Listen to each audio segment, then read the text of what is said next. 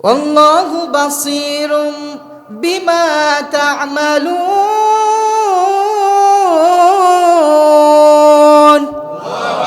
রব্বুল আলামিন বলেন, আল্লাহ তোমাদের সমস্ত কর্মগুলি দেখেন। কোথায় কি কাজ করছো, ভালো নাকি মন্দ কাজ, কোথায় কাকে ফাঁকি দিয়ে কামাচ্ছ, কোথায় কি 2 নম্বরে কাজ করছো, এই যত রকমের কাজ তুমি করো রে বান্দা, সব কিছু তোমার রব দেখে, এটা তুমি ভুলে যেও না। আলাম ইয়ালাম বিআন্নাল্লাহা ইয়ারা। সূরা আলাকের 14 নম্বর আয়াত, আল্লাহ বলছেন, সে কি জানে না যে আল্লাহ দেখছে? বিআন্নাল্লাহা ইয়ারা, তারা যে কাজগুলি করছে, সে কি জানে না যে আল্লাহ পাক দেখছেন? আল্লাহ পাককে ফাঁকি দেওয়ার কোনো সুযোগ নাই। বান্দা যখন গুনার কাজ করে তখন ডানে দেখে, বামে দেখে, সামনে দেখে, পিছনে দেখে, কিন্তু উপরে দেখে না। ঠিক কিনা বলেন?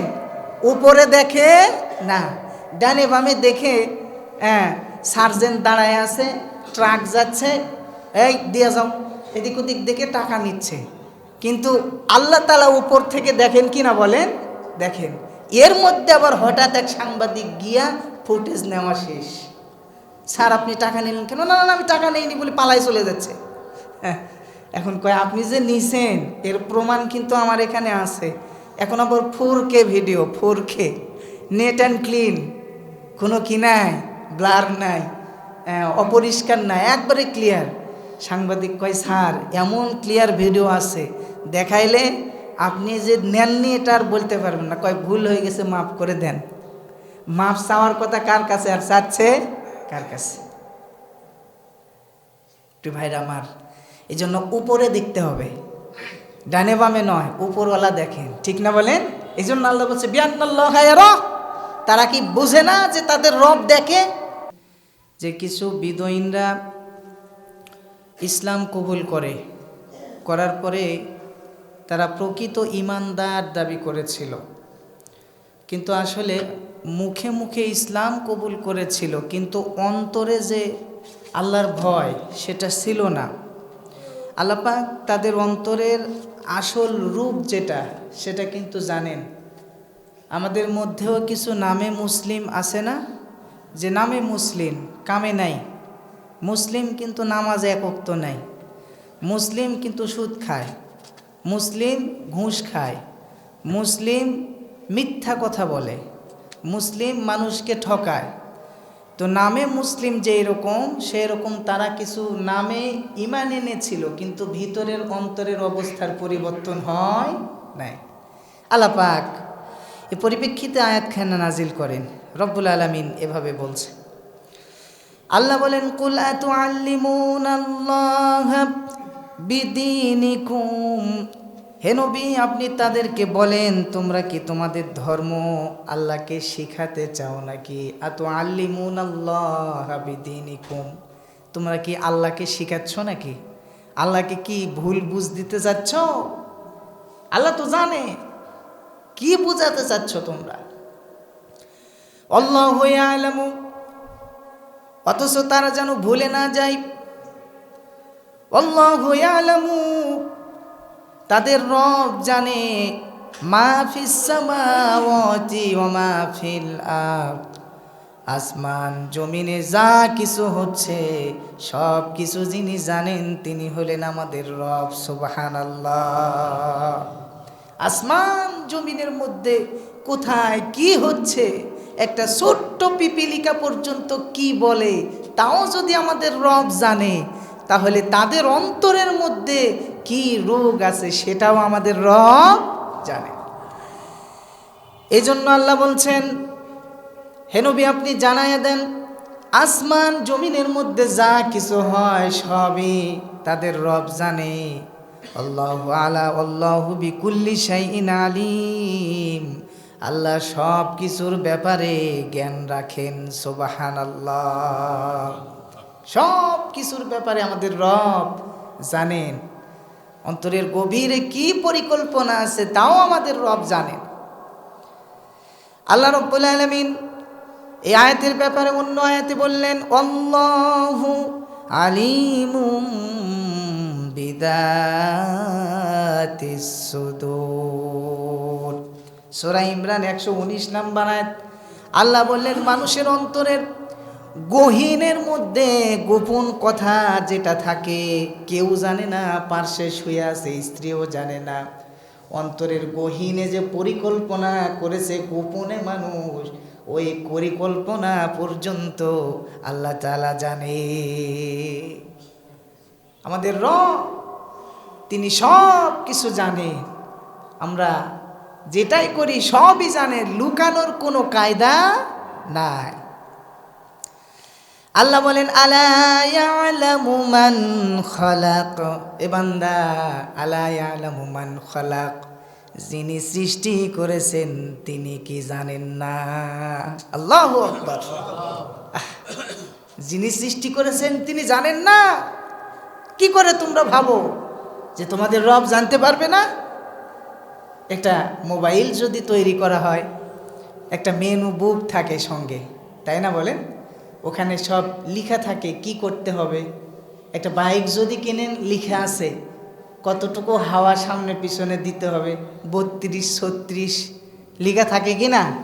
লেখা থাকে কিভাবে কি করতে হবে সব লেখা থাকে। তার মানে যিনি ওইটার ক্রিয়েটর সে জানে ওর কি করে পরিকল্পনা করা লাগবে, কি করে চালানো লাগবে। সব কিছুর ক্রিয়েটর যিনি, তিনি হলেন আমাদের রব। এই জন্য আলা ইয়ালামু মান খালাক, যিনি সব কিছু সৃষ্টি করেছেন, এই সৃষ্টি সম্পর্কে তিনি সব কিছু জানেন। সুবহানাল্লাহ বিহামদি। প্রিয় উপস্থিতি, আল্লাহ রাব্বুল আলামিন বড় পরিকল্পনাকারী, তিনি আমাদেরকে সৃষ্টি করেছেন, সব কিছু তিনি জানেন। হাদিস শরীফে এসেছে, নবীজি বলেন ইন্নাল্লাহা লা ইয়ানজুরু ইলা সুওয়ারিকুম ওয়া আমওয়ালিকুম ওয়ালাকিন ইয়ানজুরু ইলা কুলুবিকুম ওয়া আমালিকুম। এই জন্য আল্লাহ রাব্বুল আলামিন বান্দার চেহারার দিকে তাকান না, কে কত সুন্দর এইটা আল্লাহ দেখতে চান না। আল্লাহ পাক রব্বুল আলামিন দেখেন বান্দার অন্তর এবং আমল, অন্তরের মধ্যে কতটুকু স্বচ্ছতা আছে, নিয়াত ভালো আছে, মানুষ দেখানো নামাজ নাকি আল্লাহর জন্য নামাজ এটা আল্লাহ জানেন। কতগুলো লোক আছে, আমি মাঝে মধ্যেই বলি বিআই নামাজ, ঠিক কিনা? বিআইরা আবার মাইন্ড করেন না, ও বিআই নামাজই পড়ে না, কিন্তু বিআই এসেছে তাই মসজিদে আসে। কাহিনী কি? কয় যে বিআই এসেছে, কি বলবে যে বিআই এখনো নামাজই ধরে নাই, এই জন্য বিআইকে নিয়ে আসলাম। বিআইও চলে গেছে, ওনার নামাজও চলে গেছে। সম্মানিত সুধী, ওই যে বিআই নামাজ পড়ে এটা আল্লাহ পাক জানে না? জানে। এই জন্য বান্দার অন্তরের খবর আল্লাহ জানে, বান্দার আমল কত সুন্দর, অন্তরের নিয়াত কত সুন্দর, ওই বান্দা আল্লাহ তাআলার কাছে ততই সুন্দর। তাই তো তাফসিরে তাবারিতে আয়াতের ব্যাখ্যায় তাবারি রহমাতুল্লাহি আলাইহি বলেন, বেদুইনরা ইসলাম গ্রহণের পর নিজেদেরকে মুমিন দাবি করেছিল। আল্লাহ বলেন তোমরা আল্লাহকে শেখাতে পারো না, তিনি অন্তরের অবস্থা কিন্তু জানেন। আসল মেসেজ হলো আল্লাহকে মানে ফাঁকি দেওয়ার সুযোগ নাই, আল্লাহ সব কিছু জানে। রব্বুল আলামিন পরের আয়াতে ঈমান আল্লাহর নিয়ামত, মানুষের কৃতিত্ব নয়। আল্লাহ পাক রব্বুল আলামিন যাকে ঈমান দান করেন সে ঈমান লাভ করেন, মানুষ কিচ্ছু করতে পারে না। এই ব্যাপারে আল্লাহ বললেন ইয়ামুন্নুনা আলাইকা আন আসলামু কুল লা তামুন্নু আলাইয়া ইসলামাকুম। ইয়ামুন্নুনা আলাইকা আন আসলামু, তোমরা যে ঈমান এনেছো এই জন্য তোমরা অনুগ্রহ প্রকাশ করো আল্লাহর কাছে। আলাইয়া আন আসলামু, যারা ঈমানদার তাদের ঈমান যিনি দেন তিনি কে? আল্লাহ পাক। রসুলের চাচা রসুল চেষ্টা করে ঈমান আনয়ন করতে পারেন নাই, এটা উত্তম দৃষ্টান্ত। নবীজি চেষ্টা করেও পারে নাই, তাকদিরে ঈমান নাই। এজন্য বলা হয়েছে তোমার উপর ঈমান অনুগ্রহ প্রকাশ করো, ঈমান আনার পরে ইসলাম গ্রহণ করার পরে কুল্লা তামুন্নু আলাইয়া ইসলামাকুম, হে নবী আপনি বলে দেন তোমরা ইসলাম গ্রহণ করে আমার উপর অনুগ্রহ প্রকাশ করো না। কিছু লোক ঈমান আনার পরে রসুলের উপর অনুগ্রহ প্রকাশ করছে যে রসুলের কারণেই আমরা কি ঈমান আনতে পারলাম। আল্লাহ বললেন যে হে নবী, আপনি তাদেরকে বলে দেন, বালিল্লাহু ইয়ামুন্নু আলাইকান হাদাকুম, বরং আল্লাহ তোমাদের উপর অনুগ্রহ করেছেন, এই জন্য তোমরা ঈমান পেয়েছো। সুবহানাল্লাহ। রসুলের ক্ষেত্রে যদি এরকম হয়, তাহলে আমাদের সমাজের বিভিন্ন জায়গায় যে ভণ্ড পীরগুলি আছে, এরা বলে না পীর বাবা ঈমান দিবে, পীর বাবা জান্নাতে নিয়ে যাবে, পীর বাবা পুল সিরাত পার করে দিবে। নাউজুবিল্লাহ কোন? কোনো বাবার ক্ষমতা নাই। আমরা বাবাদেরকে ক্ষমতা দেই, গরু ছাগল পাঠাইয়া, হ্যাঁ, ট্রাকে করে, এরপরে টাকা পয়সা নিয়ে গিয়া, হ্যাঁ, হাঁস মুরগ ডিম যা আছে ভালো ভালো খাবার নিয়ে গিয়ে এই বাবাদেরকে পাওয়ার দিয়েছি আমরা। আমার বাবা মা খাবার পায় না, আর বাবার দরবার থেকে পীরের দরবারে খাবারের অভাব হয় না। আল্লাহ পাক এই জন্য বললেন, কুল্লা তামুন্নু আলাইয়া ইসলামাকুম, তারা যে অনুগ্রহ প্রকাশ করছে ইসলাম পাওয়ার পরে, বালিল্লাহু ইয়ামুন্নু আলাইকুম মান হাদাকুম লিল ঈমান, বরং আপনি তাদেরকে বলে দেন তারা যে ঈমান পেয়েছে, আমি রব্বুল আলামিন তাদেরকে ঈমানের পথে পরিচালিত করেছি বলেই তারা ঈমানদার হয়েছে। সুবহানাল্লাহ।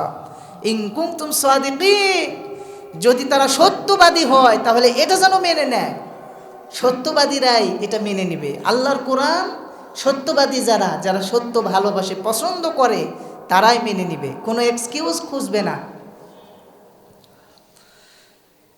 আয়াতের প্রেক্ষিতে আল্লাহ পাক অন্য আয়াতে বললেন, ওয়ালাকিন্নাল্লাহা হাব্বাবা ইলাইকুমুল ঈমান, আল্লাহ পাক রব্বুল আলামিন তোমাদের কাছে ঈমানকে সবচাইতে প্রিয় করেছেন। সুবহানাল্লাহ। মানুষ ঈমান কখন পায়? কখন? যখন তাদের কাছে ঈমান পছন্দনীয় হয়, ইসলাম পছন্দনীয় হয়, কোরআন পছন্দনীয় হয়, তখন তারা সেটা গ্রহণ করে, মেনে নেয়। আর যদি কেউ মনে করে না নামাজ ওই পড়বনি, তেমন পছন্দের এখনো হয় নাই, ভালো কাজগুলি এখনো পছন্দের হয় নাই, তারা এখনো শুরু করে নাই, শুধুমাত্র নামে মুসলিম হয়ে আছে, কামে মুসলিম এখনো হতে পারে নাই। এই জন্য যারা প্রিয় বান্দা হবে, আল্লাহ পাক তাদের অন্তরের মধ্যে বিষয়গুলি প্রিয় বানায়া দিবে, বান্দা তখন অন্তর থেকে মেনে নিবে। দুনিয়ার যত ব্যস্ততা থাকুক না কেন, সব ব্যস্ততাকে ফেলে রেখে আল্লাহর দরবারে হাজির হয়ে যাবে, আল্লাহর ডাকে সাড়া দিয়া নিজেকে সঁপে দিবে। বান্দা কখনো আল্লাহর হুকুম থেকে বেখিয়াল থাকবে না। আল্লাহ বললেন, মা আসাবাকা মিন নি'মাতিন ফামিনাল্লাহ, কেন তারা করবে? আল্লাহর পক্ষ থেকে বান্দার জন্য প্রতিটি নিয়ামত আল্লাহর পক্ষ থেকে আসে, এইটা বান্দা অন্তর থেকে মেনে নিবে। বান্দা সব কিছু আল্লাহ পাকের পক্ষ থেকেই যেহেতু আসে, আমার ভালো মন্দ সব তার উপর নির্ভর করে, সুতরাং তার হুকুম মানার ব্যাপারে আমি কোনো রকমের কারণ খুঁজব না, কোনো রকম পিছপা হব না। হাদিস শরীফে এসেছে, নবীজি বলেন, মান ইউরিদিল্লাহু বিহি খায়রান ইউফাক্কিহু ফিদ্দিন, আল্লাহ পাক রব্বুল আলামিন যার কল্যাণ চায়, যাকে ভালোবাসেন, তাকে দ্বীনের গভীর বুঝ দান করেন, দ্বীনের জ্ঞান বুঝ দান করেন। যাকে আল্লাহ তাআলা দ্বীনের জন্য কবুল করেন, সে দ্বীনের পথে আসে, দ্বীন অর্জন করেন, আল্লাহর হুকুম মেনে নেন। আর যাদেরকে পছন্দ করেন না, তারা দ্বীন থেকে দূরে চলে যান। তাফহিমুল কোরআনে এসেছে, ঈমান আল্লাহর নিয়ামত, ঈমান আল্লাহ পাকের পক্ষ থেকে নিয়ামত। এখানে মানুষের কোনো কৃতিত্ব নেই, আল্লাহ তাআলা দিয়েছে বলেই বান্দা পেয়েছে, মানুষের কোনো কৃতিত্ব নাই। আল্লাহ যদি না দিত, ঈমান না দান করত, তাহলে মানুষ ঈমানদার হতে পারত না।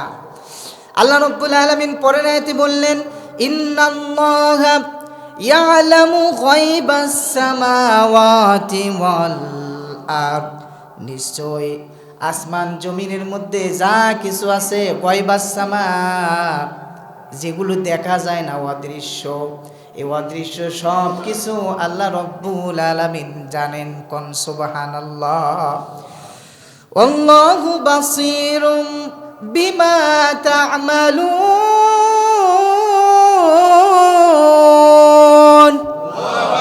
রব্বুল আলামিন বলেন, আল্লাহ তোমাদের সমস্ত কর্মগুলি দেখেন। কোথায় কি কাজ করছো, ভালো নাকি মন্দ কাজ, কোথায় কাকে ফাঁকি দিয়ে কামাচ্ছ, কোথায় কি 2 নম্বরে কাজ করছো, এই যত রকমের কাজ তুমি করো রে বান্দা, সব কিছু তোমার রব দেখে, এটা তুমি ভুলে যেও না। আলাম ইয়ালাম বিআন্নাল্লাহা ইয়ারা। সূরা আলাকের 14 নম্বর আয়াত আল্লাহ বলছেন, সে কি জানে না যে আল্লাহ দেখছে? বিআন্নাল্লাহা ইয়ারা, তারা যে কাজগুলি করছে সে কি জানে না যে আল্লাহ পাক দেখছেন? আল্লাহ পাককে ফাঁকি দেওয়ার কোনো সুযোগ নাই। বান্দা যখন গুনার কাজ করে তখন ডানে দেখে, বামে দেখে, সামনে দেখে, পিছনে দেখে, কিন্তু উপরে দেখে না। ঠিক কিনা বলেন? উপরে দেখে না, ডানে বামে দেখে। সার্জেন্ট দাঁড়ায় আছে, ট্রাক যাচ্ছে, এই দিয়ে যাও, এদিক ওদিক দেখে টাকা নিচ্ছে। কিন্তু আল্লাহ তাআলা উপর থেকে দেখেন কিনা বলেন? দেখেন। এর মধ্যে আবার হঠাৎ এক সাংবাদিক গিয়া ফুটেজ নেওয়া শেষ। স্যার আপনি টাকা নিলেন কেন? না না আমি টাকা নেইনি বলে পালাই চলে যাচ্ছে। এখন কয় আপনি যে নিছেন এর প্রমাণ কিন্তু আমার এখানে আছে। এখন আবার 4K video, 4K, net and clean, কোনো কি নাই, ব্লার নাই, অপরিষ্কার নাই, একবারে ক্লিয়ার। সাংবাদিক কয় স্যার এমন ক্লিয়ার ভিডিও আছে, দেখাইলে আপনি যে নেননি এটা আর বলতে পারবেন না। কয় ভুল হয়ে গেছে, মাফ করে দেন। মাফ চাওয়ার কথা কার কাছে, আর চাচ্ছে কার কাছে? একটু ভাইরা আমার, এই জন্য উপরে দেখতে হবে, ডানে বামে নয়, উপরওয়ালা দেখেন। ঠিক না বলেন? এই জন্য আল্লাহ বলছে বিআন্নাল্লাহা ইয়ারা। তারা কি বুঝে না যে তাদের রব দেখে? কেন তারা গুনাহ করে, কেন তারা অন্যায় করে? আল্লাহর আয়াতগুলি যদি বান্দা ভাবে গুনাহ থেকে ফিরে আসার জন্য যথেষ্ট, রব্বুল আলামিন বললেন ওয়া কানাল্লাহু আলা কুল্লি শাইইর রাকিবা। সূরা আহজাব 52 নম্বর আয়াত আল্লাহ বললেন, ও দুনিয়াবাসী শোনো শোনো, তোমাদের রব এমন রব যে তিনি সব কিছু রকিবা, পর্যবেক্ষণ করেন। সুবহানাল্লাহ। আল্লাহ পাক সব পর্যবেক্ষণ করেন, সব কিছু তিনি জানেন। তার নজরের বাইরে যাওয়ার ক্ষমতা আমাদের নাই। হাদিস শরীফে এসেছে, আল্লাহ নবী বলেন, তিরমিজির বর্ণনা, ইত্তাকিল্লাহ হাইসুমা কুনতা, তোমরা আল্লাহকে ভয় করো যেখানে তোমরা থাকো না কেন, যে অবস্থানে থাকো, যে কাজ করো না কেন, সেই কাজ করা অবস্থায় তোমাদের রবকে তোমরা ভয় করো। সুবহানাল্লাহ। কত সুন্দর কথা, যে যেখানে আমরা থাকি, যেখানেই কাজ করি, পৃথিবীর যেই প্রান্তে বান্দা থাকুক না কেন, যদি আল্লাহর ভয় অন্তরে থাকে, আল্লাহর ভয় নিয়ে যদি বান্দা কাজ করে, তাহলে সে কোনো 2 নম্বরে করতে পারবে না, সে কোনো অন্যায় করতে পারবে না। এই জন্য বাহ্যিক ইসলাম নয়, অন্তরের ইসলামই হলো আসল ইসলাম, অন্তরের ইমানই হলো আসল ইমান। মুখে আমি মুমিন বললেই কিন্তু প্রকৃত ইমান আসে না, মুখে বললে আসে না। আল্লাহ জানেন কার অন্তরে ইমান প্রবেশ করেছে, কে শুধু মুখে দাবি করছে কিন্তু অন্তরে এখনো আসে নাই। তাই আত্মশুদ্ধি এবং অন্তরের তাকওয়া অর্জন করা আমাদের জন্য জরুরি। প্রতিটি কাজের আগে ভাবতে হবে, আল্লাহ দেখছেন, আমি কি তার সন্তুষ্টির পথে আছি নাকি মানুষকে দেখানোর জন্য করছি। এটাই হলো আসল কথা। আল্লাহর সন্তুষ্টির জন্য যখন বান্দা কোনো ভালো কাজ করবে, তখন আল্লাহ পাক রব্বুল আলামিন সেটাকে কবুল করে নেবেন। সম্মানিত সুধী, এই জন্য আসুন আমরা আমল ভরা জিন্দেগি গড়ি, গুনাহ ভরা নয়। গুনাহ ভরা জিন্দেগি যদি হয়, সারা জীবন নামাজ বন্দিগি করলেন না, আর মরার সাথে সাথে 10 20 40 করলেন, একেবারে যা খরচ করার বড় আকারে মিলাদ দিলেন, এই মিলাদ আপনাকে জান্নাতে নিয়ে যেতে পারবে না। আল্লাহি, আবার বলছি আল্লাহি, আল্লাহর কসম, সারা জীবন নামাজ বন্দিগি করলেন না, দুনিয়ার অকাম কুকাম করলেন, মারা যাওয়ার পরে কিছু টাকা রেখে গেলেন, যেগুলা দিয়ে মিলাদ দিও, এই মিলাদ আপনাকে জান্নাতে নিতে পারবে না। এগুলো শুধু মানুষকে বুঝ দেওয়া হচ্ছে, এগুলো কোনো কাজে আসবে না। দুনিয়ার জীবনে আমল দিয়ে গড়েন, আমল ছাড়া আপনাকে কেউ জান্নাতে নিতে পারবে না। আমল হলো মেন, আমল দিয়ে জীবন গড়তে হবে। সম্মানিত সুধী, আল্লাহ পাক রব্বুল আলামিন দুনিয়ার বুকে বান্দাকে পাঠায়া তিনি বুঝাইতে চাচ্ছেন, রে বান্দা, এই দুনিয়া তোমার জন্য আয়াস আরামের জন্য নয়। তোমার দুনিয়ার জীবন একেবারে ক্ষণস্থায়ী, কয়েকদিনের জন্য তোমাকে মুসাফির হিসেবে পাঠালাম। কোথাও যদি আমরা বেড়াইতে যাই, আমাদের মনকে আমরা ঠিক করেই যাই যে বেশি সময় থাকবো না। আল্লাহ বলেন, বান্দারে তুমি মুসাফির, হঠাৎ কখন জানি চলে যাবা। এই জন্য নেক কাজ করো, ভালো আমল করো, ভালো আমল তোমাকে জান্নাত পর্যন্ত নিয়ে যাবে। কোরআন বলছে, আল্লাযী খালাকাল মাউতা ওয়াল হায়াতা লিয়াবলুয়াকুম আইয়ুকুম আহসানু আমালা। আল্লাহ এই জন্য হায়াত এবং মৃত্যু সৃষ্টি করলেন, আর দেখতে চাচ্ছেন যে দুনিয়ার জীবনে কে কত বেশি নেক কাজ করতে পারেন। সুবহানাল্লাহ। অথচ এই দুনিয়াতে এসে আমরা রঙিন চশমা চোখে লাগায়া দুনিয়াকে ভুলে গিয়ে, একেবারে আখেরাতকে ভুলে গিয়ে দুনিয়া পাগল হয়ে যাচ্ছি, ঠিক কিনা বলেন? এই মাটিতে জন্ম তোমার, এই মাটিতে মরণ, এই কথাটি মানুষ তোমার হয় নাকি স্মরণ? ও মানুষ, হয় নাকি স্মরণ? ঠিক কিনা? এই মাটিতে জন্ম তোমার, এই মাটিতে মরণ, এই কথাটি মানুষ তোমার হয় নাকি স্মরণ? ও মানুষ, হয় নাকি স্মরণ? মাটি দিয়া যে বানাইয়া দেহে দিল প্রাণ, এত সুন্দর এই পৃথিবী সবই তার দান। এই মাটিতেই যেতে হবে, ডাক আসিবে যখন, এই কথাটি মানুষ তোমার হয় নাকি স্মরণ? ও মানুষ, হয় নাকি স্মরণ? মাটি দিয়ে আল্লাহ বানাইছে, মাটিতেই চলে যাওয়া লাগবে। কত মানুষ এই রিসেন্ট আমাদের মাঝ থেকে চলে গেল, ঠিক কিনা বলেন? ইদানিং তো প্রায় আমরা শুধু শোক সংবাদ শুনতেছি, দুনিয়া থেকে চলে যাচ্ছে। কলিজার ভাইরা, আমার বাবারা, ফিরে আসেন, অন্যায় ছেড়ে দেন। যে যেই কাজ করছেন পাশাপাশি আল্লাহর গোলামি করেন, ইবাদত করেন। হঠাৎ একদিন আপনি দোকানদার, দোকানদারি করতে করতে চলে যাবেন। আপনি রিক্সা চালক, রিক্সা চালাইতে চলে যাবেন। আপনি চাকরিজীবী, অফিসেই হঠাৎ করে দুনিয়া থেকে চলে যাবেন। কিন্তু আল্লাহর গোলামি করলেন না, শুধু দুনিয়া নিয়ে ব্যস্ত হয়ে পড়ে থাকলেন। আল্লাহর কাছে গিয়ে কি জবাব দিবেন? আল্লাহর সামনে কি নিয়ে দাঁড়াবেন আপনি? কিচ্ছু করার থাকবে না, কিচ্ছু করার থাকবে না। অসহায় হয়ে শুধু কান্না আর কান্না, কান্না করতে করতে চোখের পানি শেষ হয়ে যাবে। জাহান্নামে নিক্ষেপ করবে ফেরেশতারা ধরে ধরে। ফেরেশতাদেরকে আল্লাহ পাক বললেন, ধরো, ওদেরকে পাকড়াও করো, বেঁধে ফেলো। খুযুহু ফাগুল্লুহু সুম্মাল জাহিমা সাল্লু সুম্মা ফি সিলসিলাতিন দারউহা সাবউনা দিরাআন ফাসলুকু। ফেরেশতাদেরকে বলবে, ধরো, 70 হাত লম্বা বেড়ি দিয়া তাদেরকে বেঁধে ফেলো, বাঁধার পরে জাহান্নামের মধ্যে নিক্ষেপ করো। আপনি চিন্তা করে দেখেন, ওই জাহান্নামের কঠিন আগুনের মধ্যে যদি আপনাকে নিক্ষেপ করে বাঁধার পরে নিক্ষেপ করলে সেখান থেকে পালানোর রাস্তা পাবেন না, আর আপনাকে সাহায্যকারী কেউ আপনি সেই দিন খুঁজে পাবেন না। কোনো উপায় নাই, কোনো উপায় নাই।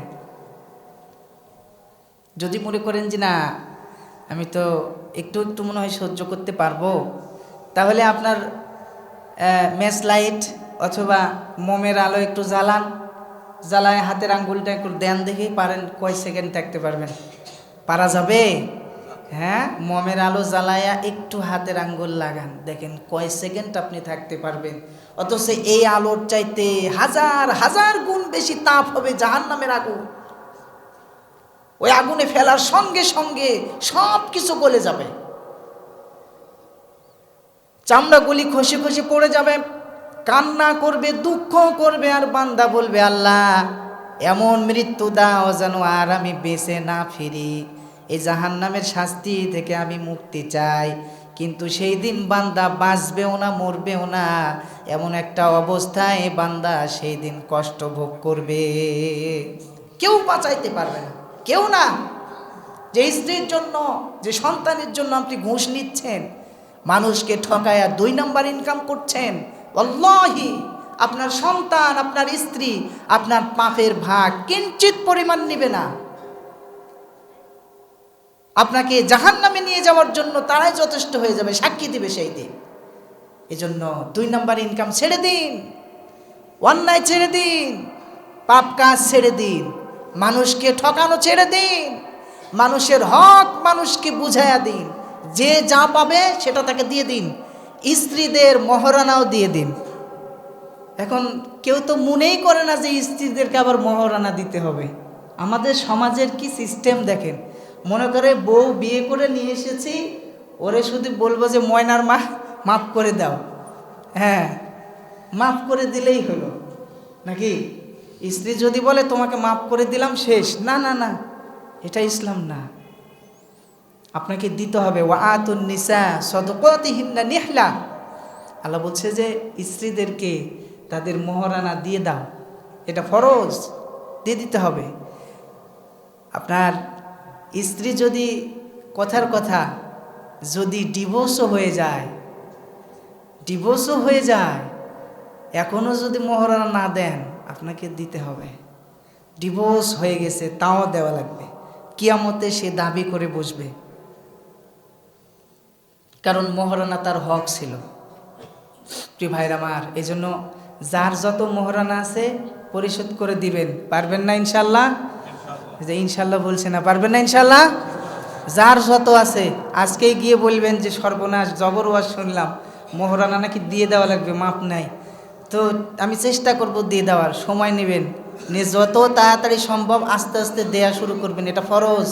আপনার স্ত্রীর একটা অ্যামাউন্ট থাকবে, এটা তার অধিকার, তাকে আপনি দিয়ে দিবেন, তার মতো করে সে খরচ করবে। আল্লাহ পাক আমাদেরকে ইসলাম বুঝে সঠিকভাবে আমল করার তৌফিক দান করেন, আমরা সবাই বলি আমিন।